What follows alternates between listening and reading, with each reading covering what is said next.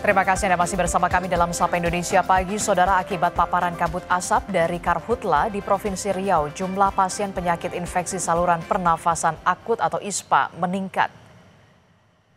Di Puskesmas Sidomulyo, Pekanbaru, dalam 3 hari jumlah pasien ISPA mencapai 11 orang, mulai dari anak-anak hingga dewasa. Pasien mengeluhkan batuk, flu, dan juga sesak napas. Kalau untuk saat ini laporan penyakit ISPA-nya ada, diagnosa penyakit ISPA-nya ada, tapi memang saya nggak tahu juga akibat dari kabut asap apa enggaknya. Penglihatan saya di laporan memang untuk minggu ini dari hari Senin sampai hari Rabu ini udah hampir 11 orang Pak yang terdiagnosa penyakit ISPA. Mengatasi dampak kabut asap akibat meluasnya kebakaran hutan dan lahan di Riau, Badan Nasional Penanggulangan Bencana atau BNPB bersama BMKG melaksanakan operasi modifikasi cuaca. Pesawat jenis Karavan melakukan modifikasi cuaca dari Bandara Rosmin Nuryadin, Pekanbaru. Operasi ini dilakukan untuk menyemai awan agar terjadi hujan di wilayah Provinsi Riau. Pesawat ini mampu melakukan penyemaian garam di udara sebanyak 3 kali dalam sehari.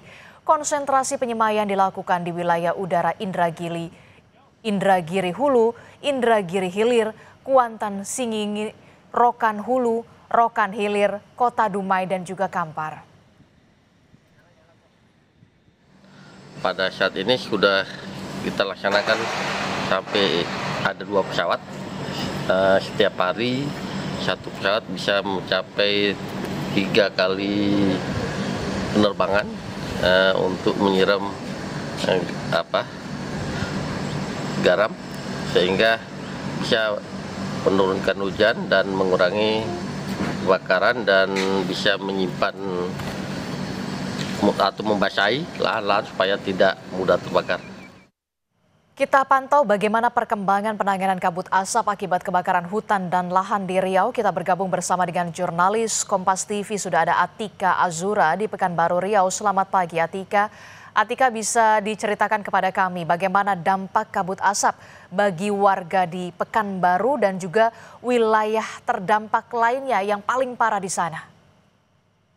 Baik, selamat pagi saudara, melaporkan langsung dari Kota Pekanbaru Riau. Saat ini saya berada di Kota Pekanbaru, di mana Kota Pekanbaru sendiri untuk ke lokasi kebakaran hutan dan lahan yaitu selama 4 jam menggunakan jalur darat. Untuk itu saya mengabarkan saat ini untuk kebakaran hutan dan lahan yang terjadi paling besar dan paling luas itu berada di Kabupaten Rokan Hulu serta Rokan Hilir. Dan sejak sepekan terakhir warga terus diselimuti asap yang cukup tebal. Hingga saat ini akibatnya sejumlah sekolah ataupun sejumlah 208 sekolah di Rokan Hulu harus diliburkan karena telah ratusan hektar lahan di Rokan Hulu telah terbakar.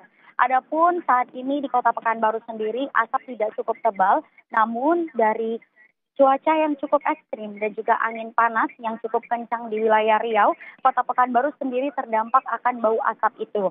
Dan tentunya untuk mengatasi dampak kabut asap, pesawat jenis Karavan telah dikerahkan oleh BNPB untuk operasi modifikasi cuaca. Untuk saat itu, aktivitas masyarakat di Provinsi Riau sendiri tentunya cukup terganggu, di mana aktivitas sekolah di Kabupaten Rokan Hulu telah lumpuh, dan aktivitas masyarakat di Kota Pekanbaru sendiri memang cukup terganggu dari segi kesehatan. Karena telah kami pantau di Puskesmas Sidomulyo, dari hari Senin sampai hari Rabu, adanya peningkatan di jumlah pasien yang mengidap penyakit ISPA. Di mana sebelumnya telah ada 19 orang pasien, namun kini telah bertambah 11 orang pasien yang terkena penyakit ISPA. Penyakit ISPA ini memicu gejala flu, batuk, sesak napas, serta penyakit asma juga lebih mudah terkena dengan penyakit ISPA, ditambah lagi dipicu dengan asap yang cukup tebal dan juga kabut asap yang selalu menyelimuti warga di Provinsi Riau setiap paginya.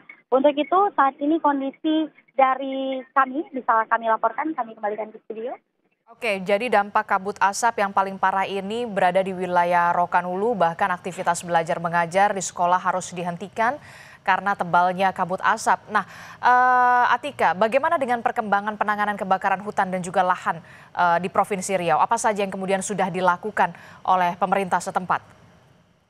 Baik, sebelumnya Disti, kita telah kedatangan Menteri Kehutanan dan Menteri Lingkungan Hidup, serta telah ada rapat bersama Menteri Koordinator Bidang Politik dan Keamanan terkait masalah kebakaran hutan dan lahan ini. Sejumlah menteri menegaskan bahwasannya kita harus mendapatkan atensi yang lebih tinggi sehingga api dapat dipadamkan agar asap juga tidak meluas ke negara tetangga, terutama negara-negara yang memang langsung bersinggungan dengan Provinsi Riau seperti Malaysia.